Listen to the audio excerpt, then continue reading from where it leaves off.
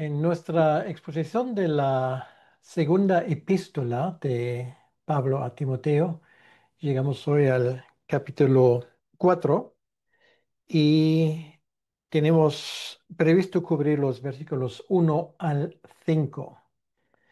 Es el último capítulo de la última carta de Pablo, como ya sabemos, escrita poco antes de su ejecución.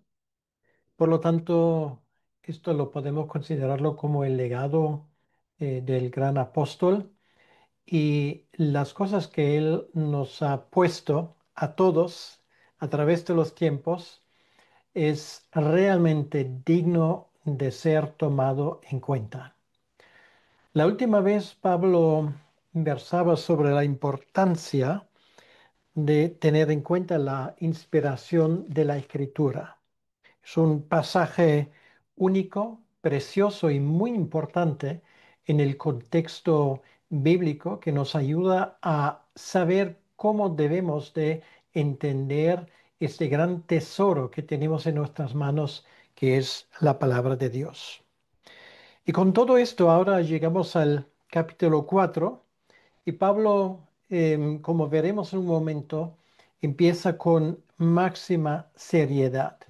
Es como una última petición que él dirige a su compañero en el ministerio, Timoteo.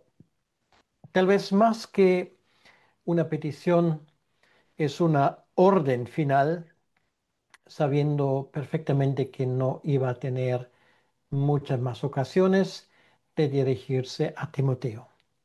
Y sin ir más lejos, vamos a escuchar lo que Pablo escribe, según de Timoteo, capítulo 4, versículo 1 al 5. Dice así la palabra de Dios.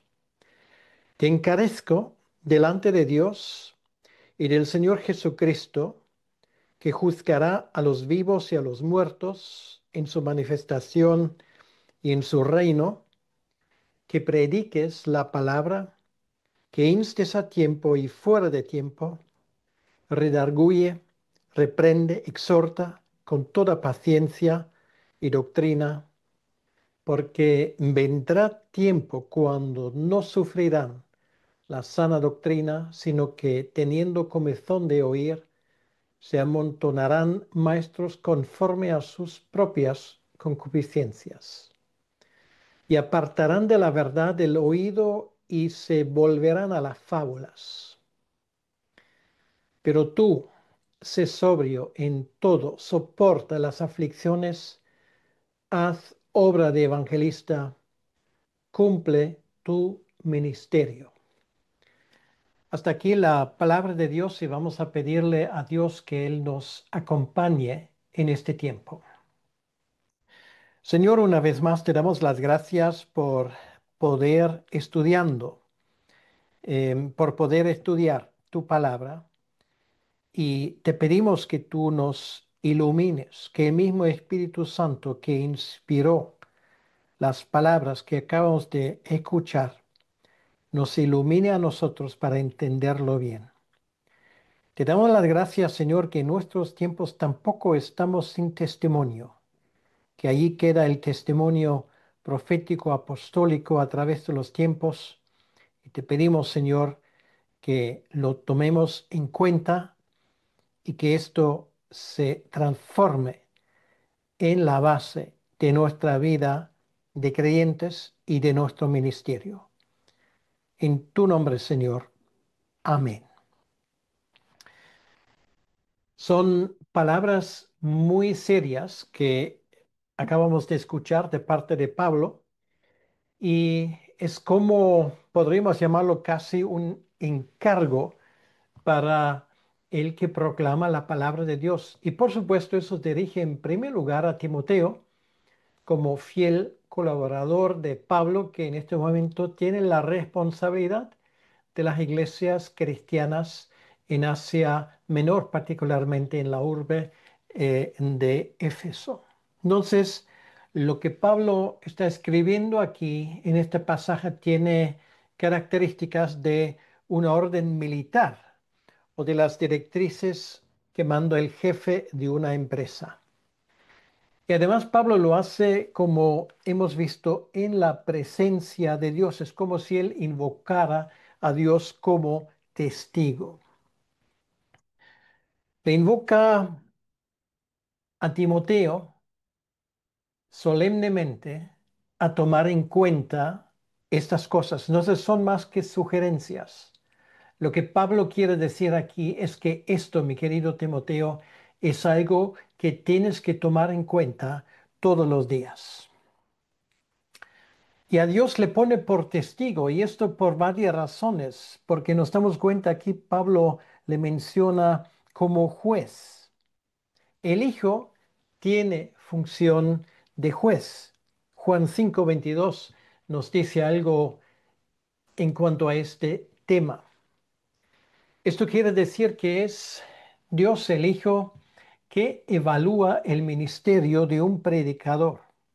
Y no solamente de un predicador, sino de cualquier persona que de alguna manera comparte la palabra de Dios. Y esto quiere decir que a Él somos responsables y a Él únicamente, no a ningún comité, no a ninguna instancia humana. Eso en segundo y en tercer lugar, pero en primer lugar, somos responsables de lo que estamos diciendo delante de Dios. Y es este Dios que evalúa el ministerio de alguien que proclama la palabra de Dios.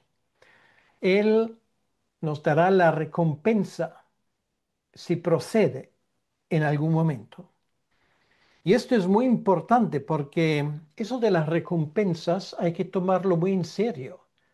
No de las recompensas humanas, no que nos puedan dar o dejar de darnos una ofrenda. Este es lo de menos. La primera pregunta que un predicador, alguien que proclama la palabra de Dios, tiene que hacerse es que realmente estoy predicando lo que está escrito o simplemente estoy parafraseando lo que mi audiencia quiere escuchar. Bueno, de esto hablaremos en un momento. La forma como servimos a nuestro Dios aquí decidirá sobre la responsabilidad que tendremos en algún momento en el mundo que viene. De esto nuestro Señor ha hablado muy claramente en Mateo capítulo 25, a partir del versículo 14. Por lo tanto, hay que tomarlo en cuenta. Nuestro ministerio será evaluado. Aquí dice nuestro Señor Jesucristo que juzgará a los vivos y a los muertos en su manifestación y en su reino. Y otra vez aquí en su manifestación, esto como en tantas ocasiones se ha aplicado a la segunda venida de Cristo. Y sí, la segunda venida de Cristo al final de los tiempos cambiará las cosas definitivamente. Pero esa manifestación, esto habla de la parusía, de la venida de Jesucristo a la vida, en este caso, de un siervo de Cristo. Y esto puede ser cuando Cristo te llame a su presencia, ¿vale? Cosa que puede ocurrir en cualquier momento. Y luego también aquí dice, y en su reino, que juzgará a los vivos y a los muertos en su manifestación y en su reino. Esto sí que tiene un aspecto, digamos, final, donde ya finalmente recibiremos la responsabilidad que va a ser en consonancia con la seriedad con la cual hemos llevado a cabo nuestro ministerio aquí en la tierra. Obviamente, este aspecto debería de animarnos, no asustarnos en primer lugar, sino animarnos. Lo cual quiere decir que esto es una llamada a la fidelidad de nuestro ministerio. Ahora, ¿en qué consiste este encargo para el que predica la palabra? Entonces, lo primero, que hagas esto, que prediques la palabra. Vamos a quedarnos con esto, que prediques la palabra. No es importante lo que es tu opinión, no es importante de lo que a ti te gustaría, no es importante lo que los que te escuchan quieren escuchar. Esto no importa. Lo que importa es que prediques la palabra. Quiere decir que prediques, que das a conocer aquello que Dios ha revelado en su palabra. Ni más ni menos. ¿Y por qué es esto tan importante? Porque si el mundo no escucha esto, jamás se va a salvar. Porque la única manera de entender y de poder escuchar lo que Dios quiere revelar es a través de su palabra. Literalmente aquí Pablo está hablando de proclamar esto. Y por lo tanto, aquel que predica lo que está escrito, lo que Dios ha revelado, no le deben de importar las consecuencias que esto puede, pueden cargar. No le debe de importarle si la gente empieza a tirar piedras o si luego dice, bueno, pero qué forma de hablar, esto ha sido ofensivo. Bueno, si esto está escrito en la palabra, pues bienvenida a la ofensa. El que predica tiene que cumplir con un deber, no puede escoger. Somos embajadores, no abogados. Somos embajadores que tenemos esta sagrada tarea de proclamar lo que está escrito. Y por eso Pablo lo dijo antes, en estos versículos que consideramos la última vez. Toda la palabra está inspirada, no solamente las partes que nos gustan, no solamente la parábola del buen samaritano o aquello de la oveja perdida, sino también otros versículos, otros pasajes bastante menos agradables. Por lo tanto, es muy necesario enfatizar esa parte. Dios no espera que tú prediques sobre tus experiencias, porque puedes haber tenido muchos o pocos. Dios no espera de ti que prediques lo que es políticamente correcto.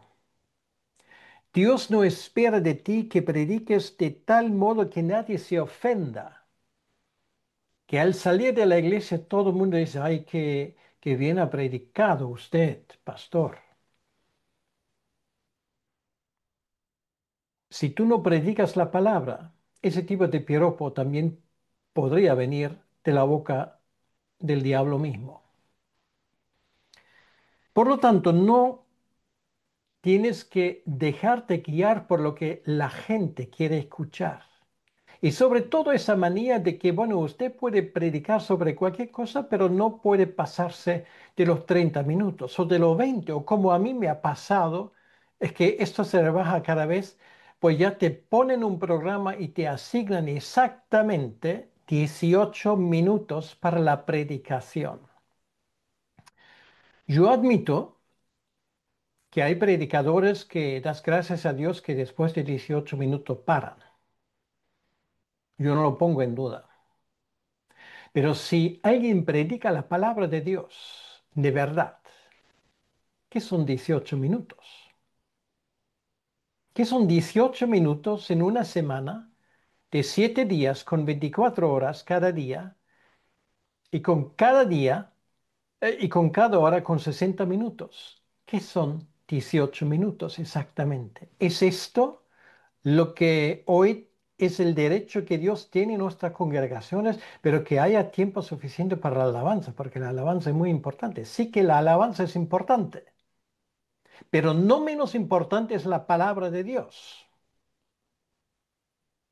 Y yo dudo mucho que en una iglesia donde se gasta más tiempo en la alabanza y menos tiempo en la predicación de la palabra, el Espíritu Santo está moviéndose. Sobre todo, no en una iglesia donde luego se toman 10 minutos para dar los anuncios o 15 minutos para que alguien dé un testimonio, simplemente para hablar de algunas vivencias que ha tenido la semana pasada que son completamente irrelevantes. Ah, sí, pero esto es bueno que la gente lo escuche. Bueno, lo que es bueno que la gente escuche es su palabra, es una exposición de la palabra. Y si además la alabanza va en consonancia con la doctrina sana, pues tanto veces mejor. Predica la palabra. En segundo lugar, aquí dice que instes a tiempo y fuera de tiempo. Nunca un predicador debe de perder la conciencia de la urgencia de lo que está haciendo, porque tal vez sea la última vez que tú hables a esa congregación o a ese grupo de personas. Entonces, ¿qué les vas a dar? ¿Entretenimiento? Pues para eso luego cuando vuelvan a casa, pues tienen YouTube o tienen un televisor o tienen TikTok o Instagram. Que se diviertan. Pero mientras que te están escuchando a ti, hablando de la palabra de Dios, exponiendo la palabra de Dios, tienen derecho de saber exactamente qué es lo que Dios está diciendo. A tiempo y a destiempo. Se refiere a nosotros, porque ningún momento es inadecuado para hablar de Cristo. Y esto también significa que no importa en ciertas ocasiones si la gente te quiere escuchar o no. Hay momentos cuando da gusto y hay momentos cuando no es un paseo hablar. Y yo he pensado muchas veces, yo he visto muchos predicadores evangélicos, predicadores reconocidos, ministros de culto, como se les llama, apareciendo en programas públicos de la televisión, dando palabras muy bonitas, palabras muy emotivas, pero palabras que no tienen nada que ver con lo que está escrito. ¿Qué queremos? Que nos recuerden como gente bonita, amable, que también aporta su grano de arena para que nadie se ofenda y para que todo esté en armonía. O gente que tiene las agallas de decir esto es lo que dice el Señor, aunque no me vuelvan a invitar al programa. ¿Qué es lo que queremos? Y no digo que tenemos que ser rudos o manifestar una falta de educación. Esto es una cosa completamente distinta. Pero hablar la verdad cuando Dios te da la ocasión no es una opción, es tu poder, es tu obligación. ¿Qué te parece? Hay momentos cuando da gusto y hay momentos cuando no es tan fácil, pero mi mensaje tiene que ser siempre el mismo mensaje, porque en cualquier momento puede ser la última vez que tengas esa oportunidad. Y aquí además luego dice, redarguye. Redarguir, eso ya lo vimos la última vez en ese contexto de segunda de Timoteo capítulo 3, 16 y 17. Esto es llevar a las personas de ser conscientes de sus pecados. Habla de corregir el mal comportamiento, la mala doctrina. Ayuda a una persona de entender lo que ha hecho mal. Y es importante que se lo digamos con toda humildad, pero con toda la claridad a la gente. Y esto hay que hacerlo con la Biblia en la mano, o por lo menos como yo lo tengo aquí puesto, de mi lado, porque una vez más no importa lo que José Hutter diga, lo que importa es lo que Dios piensa y lo que está escrito allí.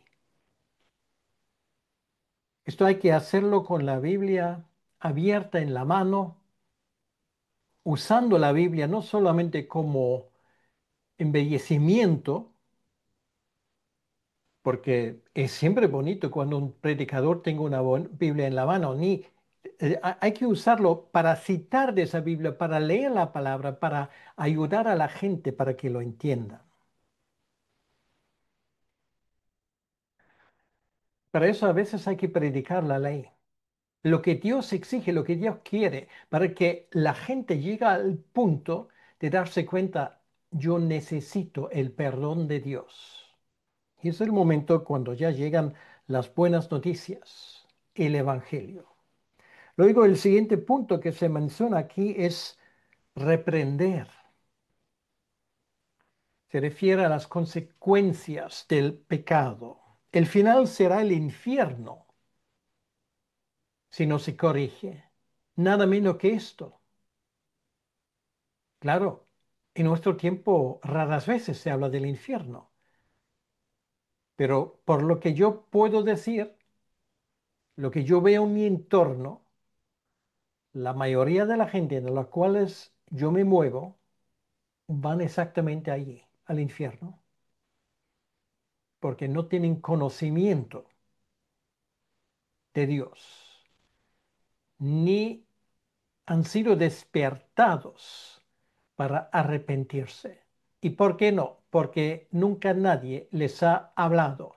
Y las iglesias donde todavía una minoría de ellos acuden domingo tras domingo, tienen temas mucho más importantes, como el cambio climático, como el tema de la homosexualidad y cómo se puede integrar esto en la iglesia, la tolerancia universal con las demás religiones y bobadas por este tipo, pero no son capaces de hablar del peligro más grande que existe sobre la faz de la tierra, y no es el cambio climático, es el infierno.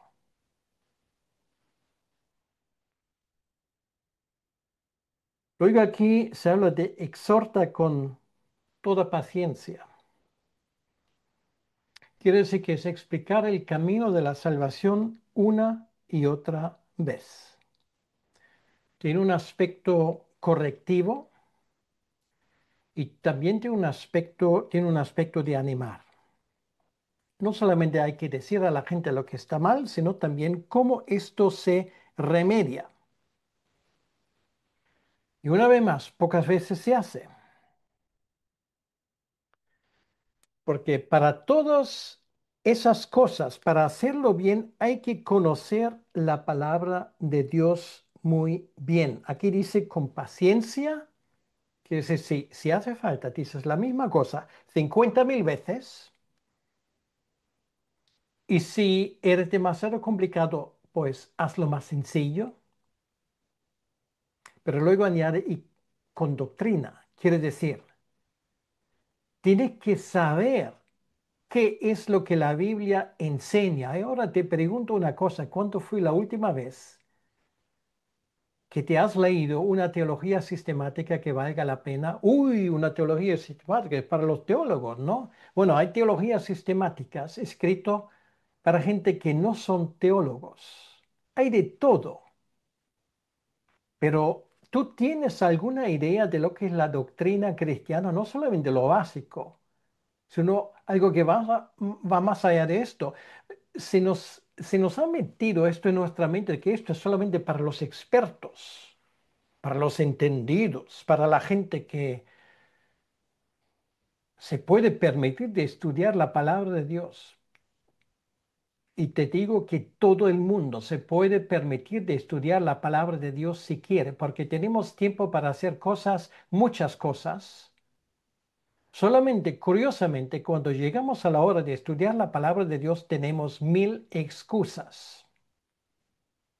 Y una vez más, yo entiendo, porque hay gente que cuando habla de la palabra de Dios aburre más que un bocadillo con acelgas y tofu.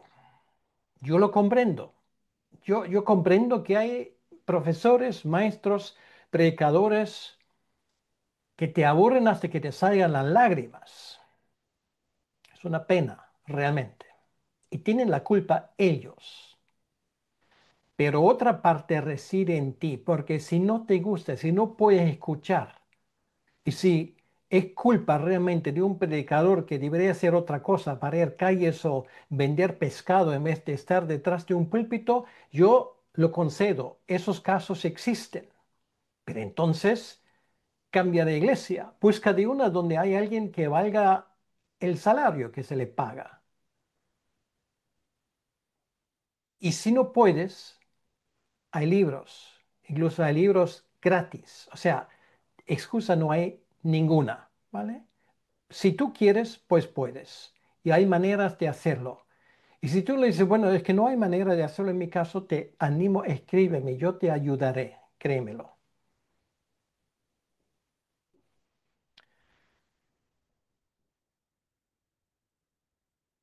Ahora Pablo da la razón porque él insiste en todas estas cosas. ¿Por qué todo esto? ¿Por qué es tan importante? El versículo 3 dice, porque vendrá tiempo cuando no sufrirán la sana doctrina, sino que teniendo comezón de oír, se amontonarán maestros conforme a sus propias concupiscencias. A causa, en primer lugar, el rechazo de la sana doctrina.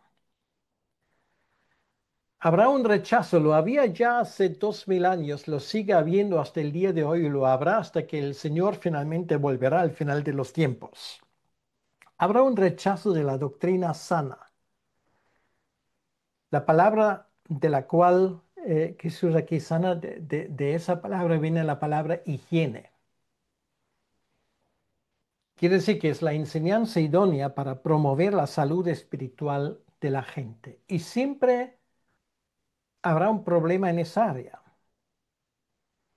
Porque hasta en muchas iglesias no se tolera predicar lo que dice la palabra de Dios.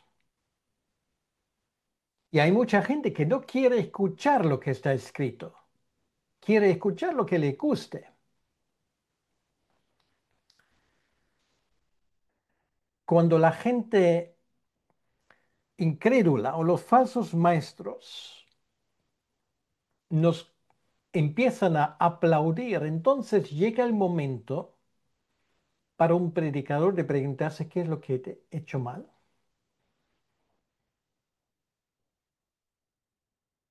Cuando tú ya no ofendes, cuando la gente ya no a veces te rechaza por lo que tú predicas, no de cómo predicas, sino por lo que predicas, por el contenido.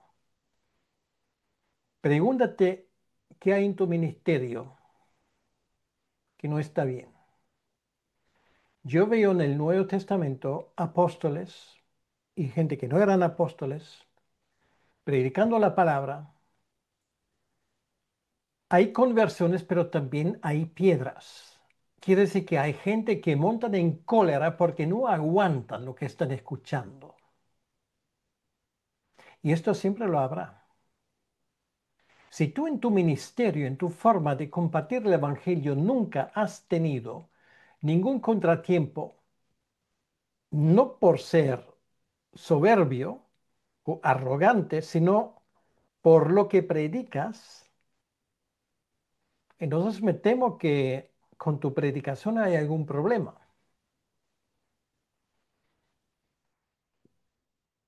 El hecho de que el horno no está para bollos, como se suele decir, debería animarnos aún más de insistir en la doctrina de la palabra, porque nunca habrá un momento idóneo. Confía en Dios. Confía que este Dios cumplirá lo que ha prometido. Predica lo que la Biblia tiene que decir sobre la perdición del hombre, sobre lo que exige Dios, sobre el Dios hombre, Jesucristo el Mesías, que hizo el puente, que te ofrece la salvación. Y luego la cosa empieza. ¿Qué dice la Biblia sobre la oración, el dinero, la humildad, el trabajo, la muerte, la eternidad? Mil cosas, mil temas. Se habla de reorientación. ¿Cómo lo va a aprender la gente si nunca se predica sobre estos temas? Aquí Pablo está hablando en ese versículo 3 del comezón de oír. Esto nos suena, ¿verdad? Vivimos en el siglo XXI, un tiempo donde se busca entretenimiento. Yo he asistido infelizmente a más que un culto que más me parece concierto, un espectáculo muy profesional, eso sí, pero con unas canciones que se llaman hoy alabanzas casi impronunciables y mucho menos cantables, con un texto que en cuanto a infantilismo es difícil de superar. Luego, un mensaje tan insulso como si alguien hubiese leído el listín telefónico de París, Londres o Nueva York. Y no sigo para no aburrir, precisamente. O tienes ahí hablando a alguien al estilo de un coach, que ya está tan de moda hoy en día, porque muchos de nuestros cultos y de los mensajes parecen más una sesión de los alcohólicos anónimos que la predicación de la palabra de Dios. Espiritualizando y psicologizando el evangelio eterno. ¡Qué tragedia! Se predican las últimas modas y básicamente el estar en la misma onda con el mundo.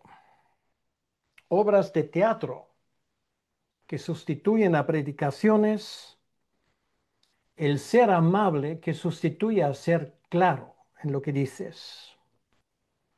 Sí, los evangélicos ahora, los protestantes, formamos parte muchas veces del paisaje, perdón, y esto nos ha domesticado, porque ¿qué va a pasar si nos cortan los subsidios estatales de nuestro ayuntamiento?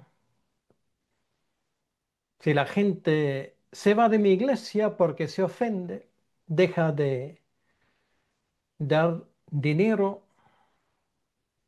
si ya no me invitan, cuando el alcalde pues tiene una fiesta y se reciben a todos los potentados que quieren salir en la foto y a mí no me invitan, mi respuesta es ¿y qué? Si quieres controlar y domesticar la iglesia, la mejor forma de hacerlo es reconocerla oficialmente. Esto empezó ya con el rey Constantino y hasta el día de hoy sigue siendo la estrategia preferida del diablo. Reconocimiento oficial. Y los donativos, por supuesto, son descontables de los impuestos. Con esto te tienen cogido. Con esto tú te conviertes en una persona a la cual se puede manipular fácilmente con tal de levantar el dedito y decir, chicos, si tú no te moderes, ya no habrá más fondos y vamos a venir a por ti, considéralo.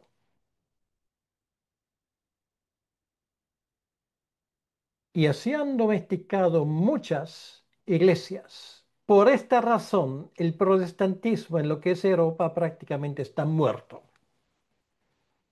Ah, eso sí, reconocido oficialmente por el Estado. Maestros, dice aquí, conforme a sus propias concupiscencias buscan. Quiere decir, maestros a medida de los oyentes. Se buscan predicadores que son así. Es que da gusto escuchar lo que uno quiere escuchar. Entonces, la forma como nos engañan nuestros políticos, ¿verdad? Porque en cada meeting dicen lo que los que están en el meeting pues quieren escuchar. Y luego van a otro grupo y dicen lo contrario. Y es lo que les importa. También los falsos maestros y los falsos predicadores lo hacen así. Se han politizado.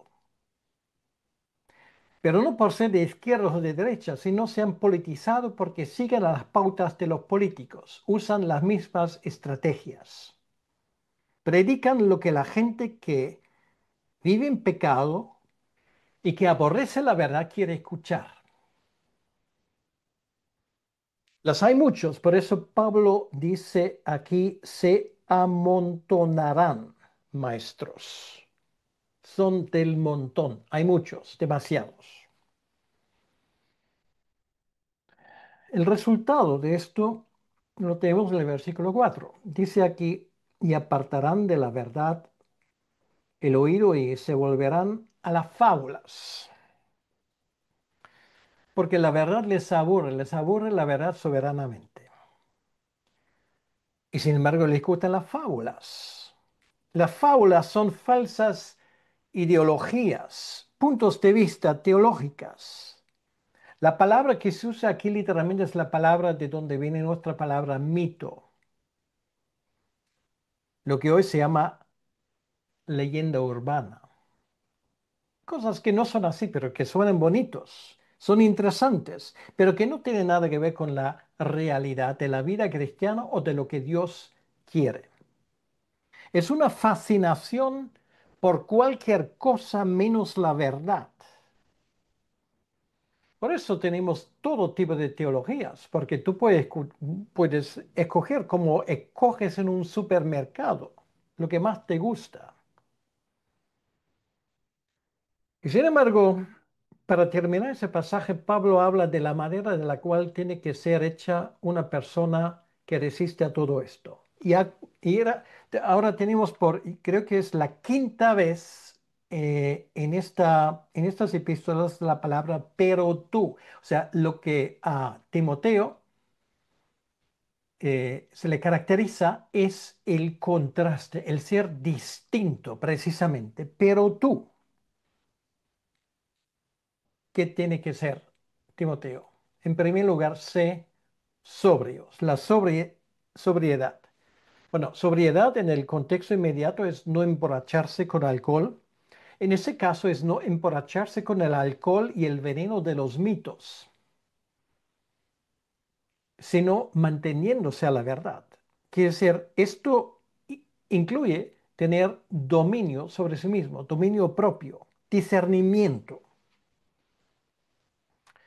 Y esto no es lo único, sino dice soporta las aflicciones. Esto habla de aguante, la disposición de sufrir, la disposición de aguantar adversidades de todo tipo,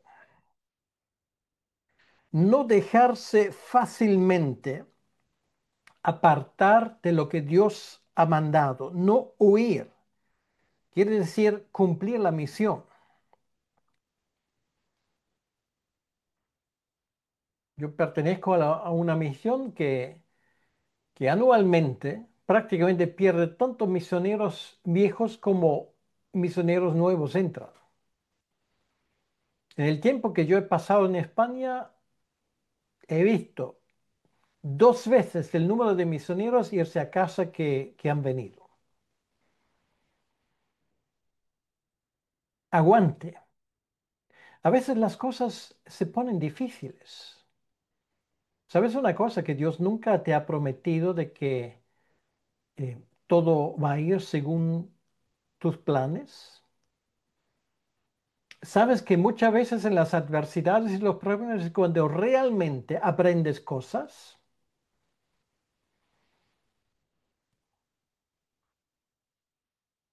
Sé sobrio en todo, soporta las aflicciones.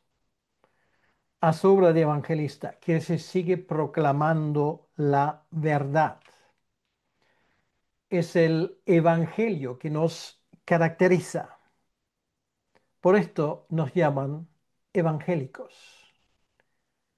aunque algunos de nosotros ya han perdido el derecho de llevar ese nombre, porque ya no proclaman el evangelio, o mejor dicho, proclaman un evangelio falso, mitos, un evangelio insulso, incapaz de salvar, un evangelio, entre comillas, tan adaptado a la moda del mundo que ya no se puede diferenciar.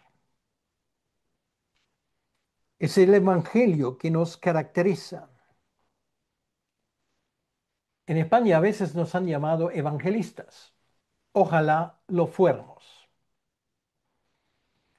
Y finalmente, cumple tu ministerio. Sé cumplidor, sé fiel y sé fiel hasta el final.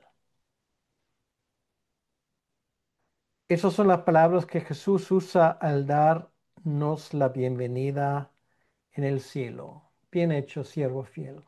¿Sabes una cosa? Yo quiero escuchar esto más que ninguna otra cosa. Bien hecho, siervo fiel. ¿Qué te parece? Cumple tu ministerio. Esto habla de pasión, habla de entrega, habla de una vista que no se aparta de la meta. De esto Pablo nos lleva hablando ya casi 4 capítulos en la segunda y 6 capítulos en la primera epístola a Timoteo. Esto es el corazón de la cosa. O sea, lo que Pablo quiere es que Timoteo se centre en lo esencial, que cumpla lo que Dios espera de él.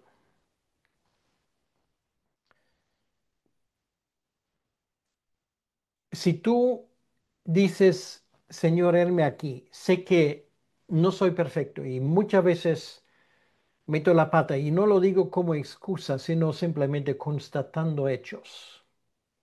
Pero créeme una cosa, yo no sé hacer otra cosa que predicar tu palabra, con todos mis defectos, con todas mis cosas que no son adecuadas. Yo no sé hacer otra cosa. Me muero si no predico la palabra. Me muero si no comparta lo que está escrito y lo que Dios ha hecho en mi vida. Si tú llegas a ese punto de decir, Señor, yo no puedo hacer otra cosa, a dónde iré sino en pos de ti? Entonces, enhorabuena. Entonces, bienvenido al club de aquellos que saben que no reside ningún poder en su propio poder, que no reside gloria en su propia gloria, que no reside sabiduría en su propia inteligencia. En esa gente quebrantada, que se sabe perdonada, pero sabe una cosa, Señor, yo no quiero dejar de hablar de ti y de tu evangelio mientras que me dejas aliento. Y cuando ha llegado mi hora y voy a respirar mi último aliento, que sea este, que a Dios gloria por su poderoso evangelio. Que Dios te bendiga. Señor, gracias te damos por estas palabras de 2 Timoteo capítulo 4. Ayúdanos a tomarlo en cuenta, de cumplir con esto.